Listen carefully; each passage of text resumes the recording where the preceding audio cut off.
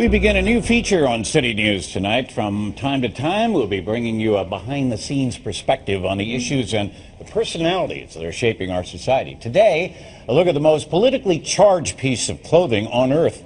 To some, the niqab is a sign of devotion. To others, it's a sign of oppression. On the debut of our new feature, The Inside Story, Avery Hames now unveils one woman's reasons for covering her face from the world. Avery. Thank you, Gord. Well, a lot of people make assumptions when they pass a woman on the street whose face is covered. And tonight, a young university student explains just why she went against her family's wishes to wear the niqab. How does it feel to be almost completely covered except for your eyes and to be bombarded by images of nearly naked women?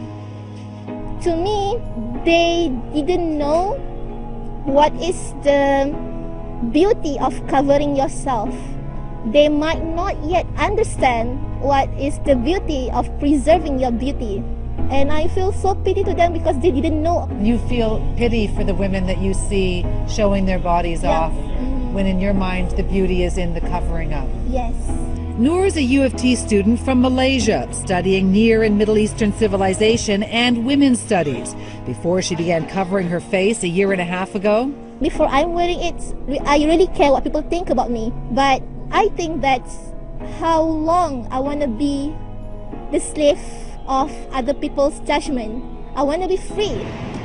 And when Noor walks down the street, she knows what you're probably thinking. I do have some dirty look on me, like people staring at you. And there is one woman that is the experience that I will never forget. And she said, like, go back to your home, you insulting Canadian. I mean, why do you want to wear it like a ghost? She said you look like a ghost? Something like that. I mean, like I'm so alien to her.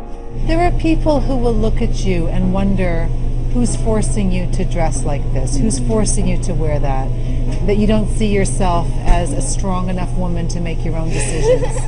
Okay, well, one thing about me, no one is forcing me. My mother doesn't like it. She worried about my safety. What if someone just provoke you? What if someone just do bad thing to you because you're just wearing a niqab? And Noor's father asked me to take it off.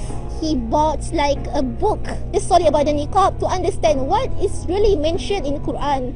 And does he understand now? Yes, now he understands, and he said to me, well, if you want to do it, just do it. Why do you feel the need to cover your face? How does that bring you closer to Allah? How does that make you honor your religion? It's just from my little heart that I want to do something that is not required in religion. By wearing niqab, I feel like I'm struggling, I'm striving every day, trying to make my intention sincere and pure and only for him, not for human. Do you feel that you have the same value on this earth as a man? Of course. Who said that I'm not valuable? Maybe in some culture, in some society, they are being forced. I'm not denying that can happen, but that is the sad thing. Will you choose your own husband, or will your father? Of course, I'm going to choose my own husband. I mean, husband is a person that you're going to spend your life with, and to me, husband is kind of like deciding your heaven and hell. If you were to become a Canadian citizen, you would be asked to remove it. How do you feel about that? I feel that in certain circumstances, you have to adapt with people because you are not living alone. You are living with society. So if I'm in that situation, in that ceremony, I will just take it off. Now, the issue of the niqab is so politically charged that some countries, France and Belgium, have actually banned it.